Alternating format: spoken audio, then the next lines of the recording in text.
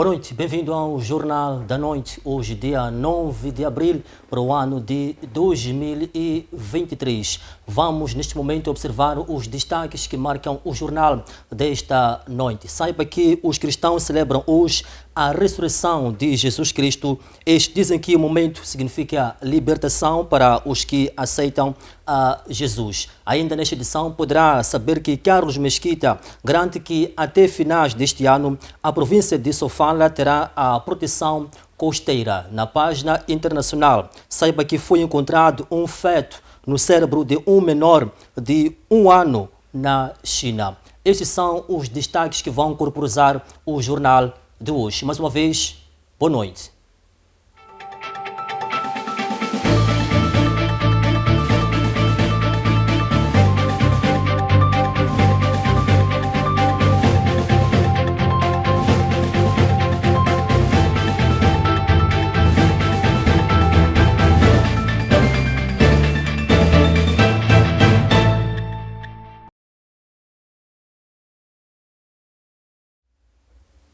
Muito bem, mais uma vez renovamos votos de uma boa noite, assim que acompanha o Jornal da Noite a esta altura. Arrancamos com a notícia que dá conta que cristãos celebram hoje a ressurreição de Jesus Cristo. Para o pastor da Igreja Assembleia de Deus de Tlavane, em Maputo, Vicente Zimba, o momento significa, portanto, a libertação de todos aqueles que aceitaram a Jesus. Porém, o líder tanto religioso lamenta o fato de se celebrar esta efeméride em meio a conflitos armados na província de Cabo Delgado. Acompanhemos.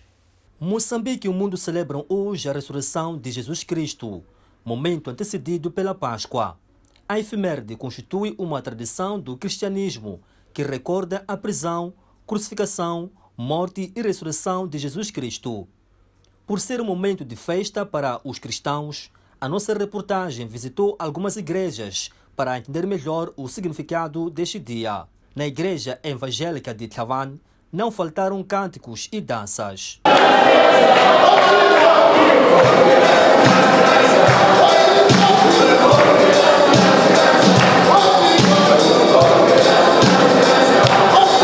Vicente Zimba, pastor desta congregação, afirma que a Páscoa e a ressurreição significam libertação de todos que aceitaram a Jesus Cristo. Hoje é um dia muito grande para os cristãos e para todo o mundo em geral, e que mostra o dia da libertação de todos os cristãos. Na vinda do nosso Senhor Jesus Cristo, nós estávamos no escravo, não sabia o que era a vida, mas na vinda do nosso Senhor Jesus Cristo, nós temos a libertação. Por sua vez, Luiz Jerônimo, pastor da Igreja Evangélica Assembleia de Deus Alfa e Ômega, afirma que este momento deve servir de reconciliação, reflexão para toda a comunidade cristã. O apóstolo Paulo ele diz que vocês devem ser lavados do fermento velho, de coisas que impedem que Deus se manifeste na nossa vida, coisas que nos fazem ser uns contra os outros, que nos fazem falar mal dos outros, que nos fazem guerrear uns contra os outros. Não há forma de nós falarmos de Páscoa sem falarmos de paz, sem falarmos de reconciliação. Os dois pastores lamentam, porém, o fato da celebração desta efeméride estar manchada pelos conflitos armados na província de Cabo Delgado. Os homens devem se reconciliar, as famílias devem se reconciliar, as nações devem se reconciliar. Estamos perto de uma terceira guerra mundial. Todo mundo, uns por simpatia de outros, outros por empatia, outros por inimizade. Estamos em guerra. O nosso país, e Moçambique em geral, não está livre. Por quê? Porque ainda existe uma das zonas que está em guerra, porque não tem a libertação. Agora, a quem tem a libertação do Senhor Jesus Cristo, já não pega em arma para lutar, porque é uma pessoa liberta. A Páscoa e a ressurreição de Jesus é uma festividade mais importante para os cristãos. Muito bem, ainda no contexto doméstico, saiba que utentes do mercado Chipamanini, na província de Maputo, lançam um grito de socorro ao Conselho Municipal de Maputo devido à imundície que tomou conta do local. Estes lançam a culpa aos vendedores que não depositam o lixo nos contentores. Contentores vazios, lixo espalhado no chão, é a imagem real que caracteriza o mercado Chipamanini após a celebração prolongada do 7 de abril, Dia da Mulher Moçambicana. Uma situação que coloca em risco a saúde pública. Para cada problema há sempre um culpado. E nesta situação, os utentes deste mercado atiram a culpa aos vendedores, que além de fazerem a deposição do lixo nos contentores, estes deixam-o no chão, criando moscas e cheiro nauseabundo. Eu acho um pouco desagradável, porque os vendedores às vezes vendem e os lixos que deixam espalham no chão. Então, os vendedores e as pessoas que vêm comprar os produtos, pois as garrafas plásticas e coisas assim, papeladas, que às vezes deixam no chão, de qualquer maneira. Esse ambiente aqui não é nada bom. Também os munícipes deveriam contribuir, não deitar o lixo no chão, deveriam fazer limpeza e tentar organizar mais as coisas. Os munícipes contribuem mais para isso, porque eles, em vez de meterem o lixo no contentor, costumam deixar no chão. Eles deviam, ao menos assim, sempre que tiver lixo, não deitar o lixo no chão, fazer limpeza, não deixar as coisas desorganizadas assim. Devido à gravidade do problema, os nossos entrevistados pedem intervenção do Conselho Municipal para a fiscalização das atividades dos vendedores. Eu penso que eles também venham ajudar, pelo menos. Sempre que o contentor estiver cheio, eles devem tirar o lixo. Pedimos que o município venha nos ajudar, pois, com esse problema do lixo. Enfim, os utentes querem ver o mercado limpo e livre da imundície. Muito bem, vamos à província de Sofala, onde o ministro das Obras Públicas, Habitação e Recursos Hídricos, Carlos Mesquita, afirma que está em curso o projeto de ampliação de valas de drenagem para escoamento das águas pluviais na época chuvosa. A inundação tem tomado conta da província de Sofala. Neste ano, em curso, mais de 4 cidadãos perderam vida por conta das inundações na cidade da Beira. As residências ficam totalmente inundadas, tanto as vias de acesso, e para ultrapassar esta situação que tem preocupado a população, o ministro das Obras Públicas e Recursos Hídricos, Carlos Mesquita, vincou que já decorou o projeto para ultrapassar as inundações. Estamos a trabalhar em 3 projetos que vão trazer muita diferença no sentido positivo para a população da Beira, sendo eles o primeiro que está a terminar a fase de estudos e projeto executivo, que é um projeto de saneamento para a cidade da Beira. Nós sabemos que a cidade da Beira está a um nível baixo do nível médio das águas do mar e tem enfrentado os problemas sérios de saneamento, de drenagem. Na mesma senda, Carlos Mesquita salientou que vai erguer canais para retenção das águas. Vamos criar, portanto, reabilitar cerca de 13 km de canais primários, depois vão-se ligar aos canais secundários, que mais tarde vamos pensar num outro projeto para a reabilitação dos canais secundários, mas com a reabilitação desses canais primários e a construção, portanto, de uma bacia de retenção de águas aqui na zona do ATCM, portanto, ao lado do Picoque, vai permitir que o escoamento das águas ocorra num sentido diferente do que está a acontecer agora e que depois vai ter, portanto, um sistema de comportas que vai largar essas águas para o mar através de um canal que vai ser, portanto, reabilitado e passa pelo Reino Luís. Por outro lado, Mesquita fez saber que tem noção que há habitação construída nas valas de drenagem, mas disse que vai haver trabalho de reassentamento das famílias para o início do projeto de ampliação das valas de drenagem e apelou à população nos seguintes termos. Vai ser necessário fazer em alguns troços, portanto, o reassentamento da população e compensações, E queremos apelar desde já a todos esses que forem, portanto, atingidos por esse tipo de situações, que colaborem o máximo possível, porque este projeto é um projeto que tem um impacto social profundo. Nós vemos construções em zonas de imóveis e não só, em zonas que eram para a cultura do arroz e que são zonas baixas. E quando chove temos, portanto, alagamento.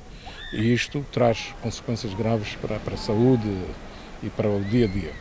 Então, com a construção a reabilitação desses canais, melhoramento desses canais, a água vai com muito mais facilidade, portanto, ser colhida, ser escoada para esses canais e atirada, portanto, para o mar, depois de um processo de sedimentação na tal bacia que se vai criar.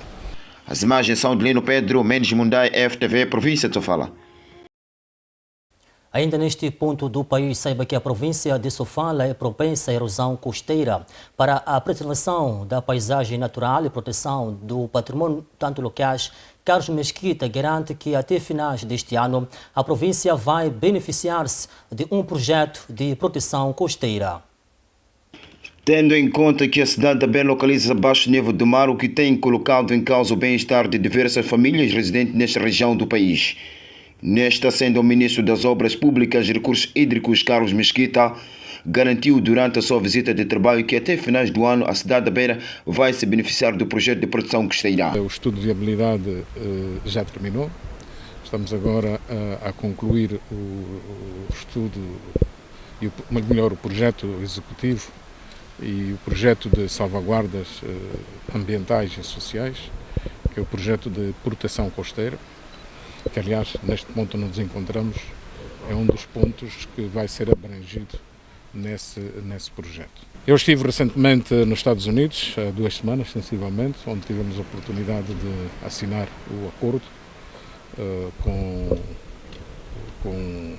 o governo holandês, através da instituição que eles contrataram esta responsabilidade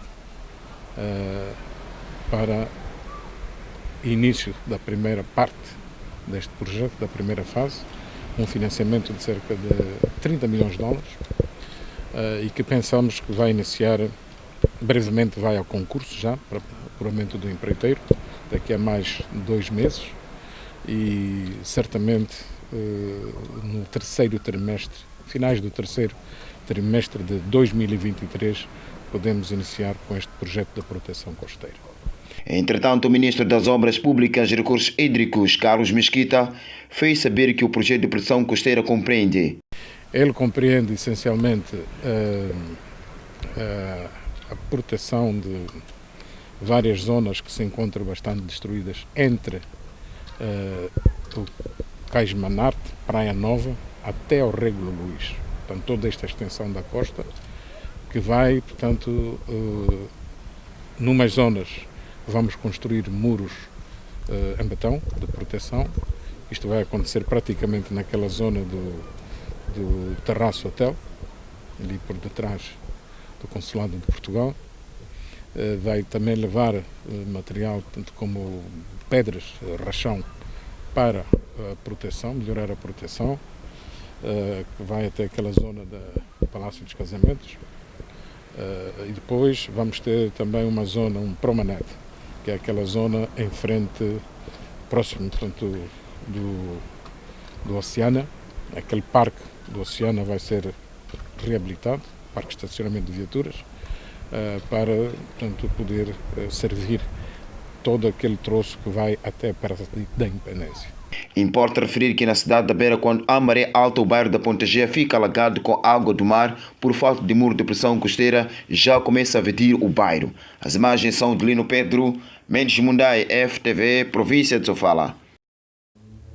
Muito bem, de Sofala rumamos já à terra de Boa Gente, onde o Comando Provincial da PRM, nesta província, doou bens essenciais às vítimas do frete que se encontram nos centros de acolhimento. São donativos feitos pela Polícia da República de Moçambique em Inhambane, que serão entregues às vítimas do ciclone tropical Fred, que se encontram em alguns centros de acolhimento nesta parcela do país. Na ocasião, o comandante da polícia em Inhambane, Feliciano Chonco, fez entrega dos bens ora coletados ao INGD. Os membros da PRM acharam que deveriam se juntar e tirar o pouco que cada um possuía para poder para ajudar essas pessoas que estão nessa situação. Por isso que conseguimos coletar, em termos de vestuário, portanto, acima de 1.570 peças de vestuário. Refiro-me concretamente a roupa masculina, calças, camisas e roupa feminina. Refiro-me a vestidos, camisas, assim como camisetes. Portanto, acima de 250 calçados, portanto, para vários tamanhos, né, para pessoas adultas, assim como crianças. Também material escolar, que é para poder ajudar as crianças que ficaram sem esses meios para poderem continuar com a sua formação. Utensílios domésticos, mais concretamente refiro-me a pratos, talheres, para poderem, portanto, usarem no seu dia a dia.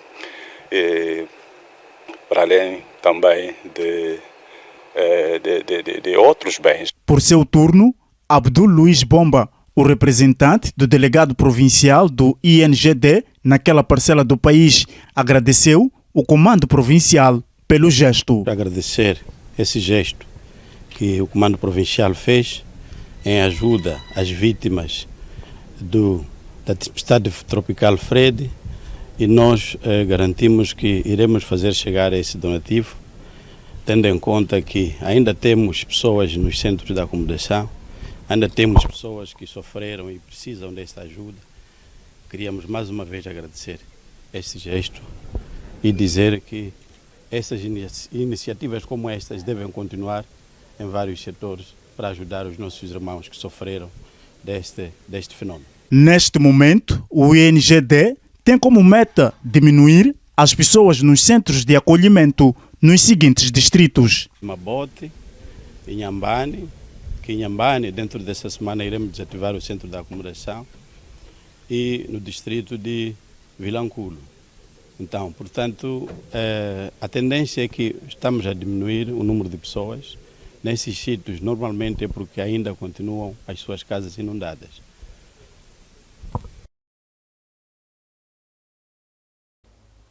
De volta à capital do país, a Mosal doou mais de 44 milhões de meticais para apoiar tanto na resposta às cheias e nos esforços de recuperação da região sul do país. A doação foi feita pelo acionista da Mosal, a Salt 32, para apoiar na resposta às inundações e nos esforços de recuperação na região sul do país, com o objetivo de dar alento às vítimas das inundações causadas por chuvas intensas nos últimos meses. O diretor de operações da Salt 32, Noel Pillay, considerou devastador o impacto para as pessoas que vivem em comunidades próximas a Mosal, pois aproximadamente 6.000 hectares de terras agrícolas foram afetadas e mais de 7.000 casas foram inundadas, onde muitos vivem à base da agricultura. De acordo com notícias, a Salt 32 pretende apoiar com cerca de 3.900 kits agrícolas, incluindo ferramentas e insumos agrícolas, e 12.600 de semente, para ajudar a restaurar os meios de subsistência às comunidades dos distritos de Boane, Namahacha e Moamba, na província de Maputo. Fornecerá ainda alimentos a 1.000 famílias locais vulneráveis. A fonte afirmou ainda que a empresa se compadece com todas as vítimas destas intempéries, incluindo aqueles que em Moçambique e Madagascar foram afetados pelo ciclone tropical Fred. Vamos à província de Nampula, onde, portanto, a reabilitação do porto de Nacala termina em maio. Espera-se que seja o mais moderno do país. As obras em curso estão orçadas em cerca de 300 milhões de dólares americanos. A nova infraestrutura modernizada poderá ter faixas específicas que vão facilitar a entrada e saída de veículos no porto, bem como um espaço melhorado para o manuseio da carga. De acordo com o presidente do Conselho de Administração dos Portos e Caminhos de Ferro de Moçambique, Agostinho Langa, citado pelo Notícias, o novo porto de Nacala vai permitir o aumento de carga manuseada de 100 mil para 250 mil contentores anuais, ao mesmo tempo que as cargas passarão a ser manuseadas 24 horas por dia. Langa, que participava do 26º Conselho de Diretores dos CFM em Mussuril, província de Nampula, acrescentou que o porto tornar-se-á o mais competitivo com um sistema de gestão modernizado. Por sua vez, o secretário do Estado desta província, Jaime Neto, apelou aos CFM para que se expanda mais as ações de responsabilidade social e a criação de mais vias de acesso para melhorar a circulação de pessoas e bens. Os investimentos em curso totalizaram cerca de 300 milhões de dólares norte-americanos. O porto de Nacala dispõe de um terminal de 4 cais com capacidade de manusear 2,4 milhões de carga por ano. Muito bem, vamos observar a previsão de tempo para amanhã, segunda-feira, dia 10 de abril, para o ano de 2023. Começamos, obviamente, com o norte do país. Pemba marca uma máxima de 28 e Nampula, igualmente, marca 28 graus Celsius. Finalmente, Xinga, amanhã, vai marcar uma máxima de 24 graus Celsius.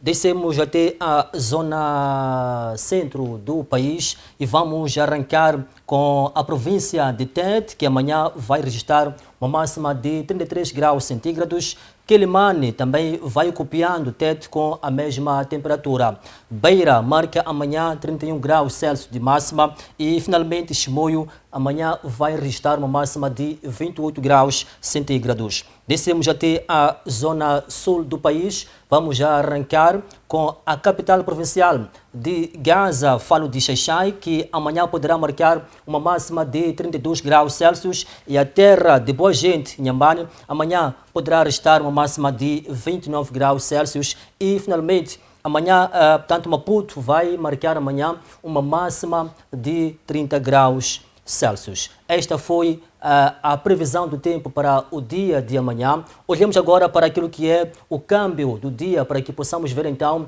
como é que se comportam as principais moedas em circulação no país. Começamos com o dólar, que pode ser comprado a 63,25 e vendido a 64,51. O rand, por sua vez, pode ser comprado a 3,46 e vendido a 3,53. Euro 68,9, a compra, a venda 70,27. Finalmente, Libra pode ser comprado a 78,58 e a sua venda 80,15. Apresentamos o câmbio do dia referente, portanto, a este domingo. Vamos, neste momento, observar uma brevíssima pausa. Voltamos com as notas que marcam a atualidade internacional. Até já.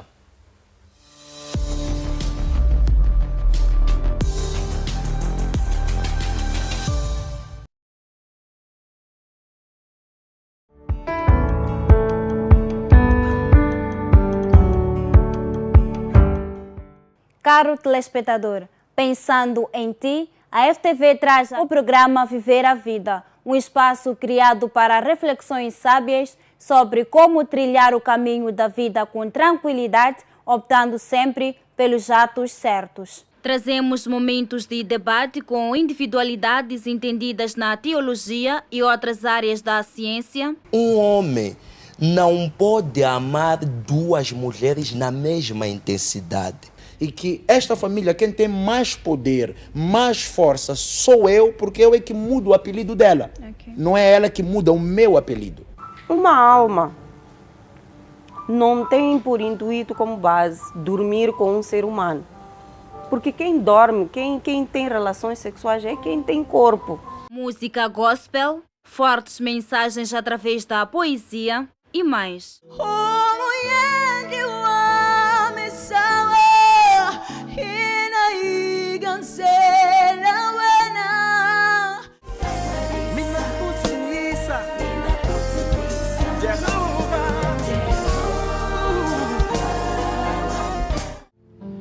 Panisi kama kungu ya Davinosi, Shikwebu Kunu Kumaja, Timbongolo Nitumo Timjanza. Não perca o programa Viver a Vida aqui na FTV.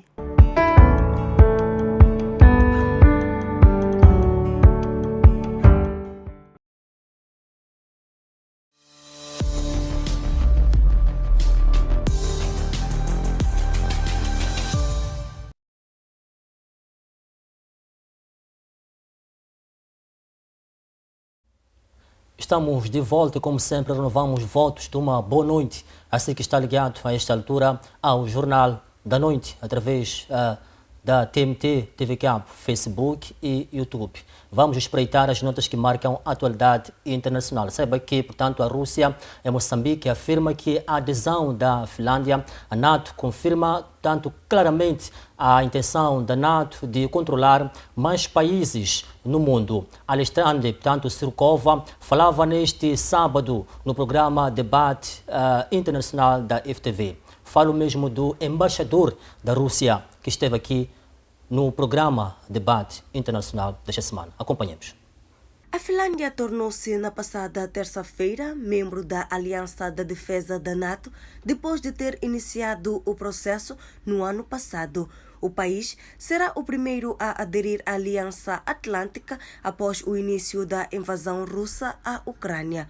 O embaixador da Rússia em Moçambique afirmou que a adesão da Finlândia à NATO caiu de surpresa para a Rússia, pois os dois países sempre desenvolveram boas relações. Para nós representa certa surpresa a decisão dos governantes cessantes de Finlândia, porque o governo que tomou esta decisão nas últimas eleições perderam. Afinal, esta decisão foi estranha para nós, porque durante 70 anos a nossa fronteira com a Finlândia, isto é mais de 1.000 quilômetros, 1.300 quilômetros, foi sempre mais pacífica e tranquila. Praticamente nós não temos aí nenhum grandes destacamentos militares, só guarda-fronteiras, e sempre se considerava este lado mais tranquilo. Temos uma boa e de longa data cooperação com finlandeses, um pequeno povo vizinho nosso com que temos relações perfeitas. Alexander Surikov vai mais longe. Esta decisão, mais uma vez, confirma que a NATO já está a forçar a todos os membros da União Europeia, se converte em prática num braço armado da União Europeia, forçando aos membros de ingressar neste bloco militar para consolidar este bloco que estava antes de perder qualquer razão de existência, porque aos países da NATO ninguém representa perigo, nem na Europa, nem em outras partes do mundo. Só eles que proclamam que querem ampliar a ação da sua zona de segurança, não só na zona euroatlântica como foi antes, mas bem, ultimamente nós assistimos declarações que eles querem também ir até partes da Ásia, Ásia Pacífica, incluso. A NATO está aumentando-se, está a ampliar a sua zona, uma intenção clara de controlar mais peças do mundo. O embaixador refere ainda que com a entrada da Finlândia à NATO pretende-se construir mais um ponto de tensão para a Rússia. Nós encaramos isto como um resultado de esforços dos países mais bem ocidentais, parte ocidental da NATO, de fazer ingressar a Finlândia para controlar e representar para a Rússia mais um ponto de tensão. Claro que agora, com o ingresso da NATO, se eles vão obedecer à disciplina da NATO e permitir a instalação no seu território armamento pesado, mísseis ou aviões ou algum outro equipamento, vamos naturalmente responder. Isso é que mencionou o nosso presidente e outros governantes, se daquela parte vão ser tomadas medidas fortes que representam perigo para nós. Refira-se que a Rússia irá tomar medidas de precaução em resposta à adesão da Finlândia à NATO. Ainda fora de Porto, saiba que um tribunal militar da República Democrática do Congo condenou 6 homens à prisão perpétua pelo assassinato de um embaixador italiano em 2021. Originalmente pediram a pena de morte para os 6 acusados, chamando-os de membros de uma gangue criminosa. Luca Atanásio estava entre as 3 pessoas mortas a tiros em 22 de fevereiro de 2021. Quando um comboio das Nações Unidas foi emboscado no conturbado leste da República Democrática do Congo. As outras vítimas fatais foram o motorista Mustafa Milambo e o policial italiano Vittorio Lacovazzi.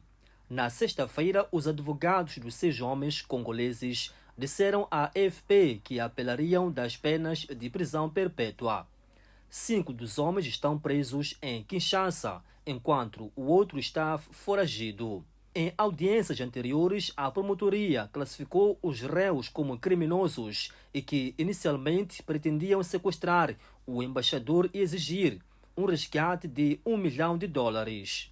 Os réus, presos em janeiro de 2022, negaram qualquer irregularidade e disseram que as suas confissões iniciais foram extraídas por meio de tortura. Seus advogados também argumentaram que a promotoria falhou em oferecer provas em apoio às acusações de assassinato e posicionaram pela absolvição. Na passada sexta-feira, o Tribunal Militar também concedeu indenização à Itália no equivalente ao franco congolês de $2 milhões. Grande parte do leste da República Democrática do Congo é vítima de grupos armados, muitos dos quais são um legado de guerras regionais que ocorreram no final dos anos 90 e início dos anos 2000. Ataques de milícias contra civis na região volátil são comuns. A República Democrática do Congo tem observado uma moratória de fato sobre a pena de morte desde 2023, de acordo com a ONU, mas os tribunais continuam a proferir sentenças de morte. A China responde à Organização Mundial da Saúde, que acusou de não ter partilhado dados cruciais sobre a origem da Covid-19. O diretor do Centro de Controlo e Prevenção de Doenças da China, Shen Ongbing, negou a acusação e pediu à Organização Mundial da Saúde para não politizar a origem da pandemia. Ao longo do processo da primeira fase de investigação conjunta, a China forneceu ao grupo de especialistas todas as informações relacionadas com o rastreio da origem que estavam disponíveis na altura. Não escondemos nenhum caso, amostra e resultados dos testes e análises, garantiu. A líder técnica da OMS para a Covid-19, Maria Van Kerkhove, acusou a China de não ter partilhado dados sobre a criação e o comércio de animais selvagens no mercado de Wuhan, onde a pandemia começou. Na quinta-feira, o diretor-geral da OMS, Tedros Ghebreyesus, pediu à China para partilhar de forma imediata os dados que tinha retido. Ainda neste país já asiático, saiba que um feto de cerca de 10 centímetros foi removido do cérebro de uma criança de 1 ano na China. A menina já o carregava ainda antes de nascer, uma anomalia rara que se chama feto in feto. O caso foi descoberto em Huacha, na China, quando os pais suspeitaram do aumento do tamanho da cabeça da menina, bem como de problemas motores.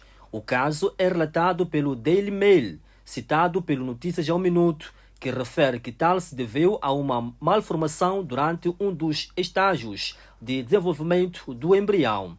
Os médicos disseram que o feto desenvolveu membros superiores, ossos e até unhas, o que significa que provavelmente continuou a crescer por meses enquanto estava no útero, no cérebro da irmã gêmea. Especialistas não conseguem garantir para já que o bebê de 1 ano não tenha sofrido danos a longo prazo. Apenas cerca de 200 casos como estes estão já documentados, dos quais apenas 18 ocorreram dentro do crânio. Há, contudo, casos relatados em diferentes órgãos, como na boca, intestinos, na pelvis e até no escroto. A condição é causada pela separação incompleta de gêmeos idênticos que se formam quando um ovo se divide. Os médicos não sabem exatamente como tal acontece. Alguns teorizaram que o gêmeo saudável conecta-se à mãe através de placenta, enquanto o outro se prende aos vasos sanguíneos do gêmeo. À medida que o gêmeo maior cresce, o menor é absorvido pelo abdômen. Os outros cientistas sugeriram que isso acontece como resultado de uma divisão celular tardia. É o fim do Jornal da Noite. Gratos pela atenção dispensada. Não perca quando forem pontualmente 21h30 assim que é o programa Debate Político com Salvador Reis, aqui na FTV. Bom descanso. Até lá.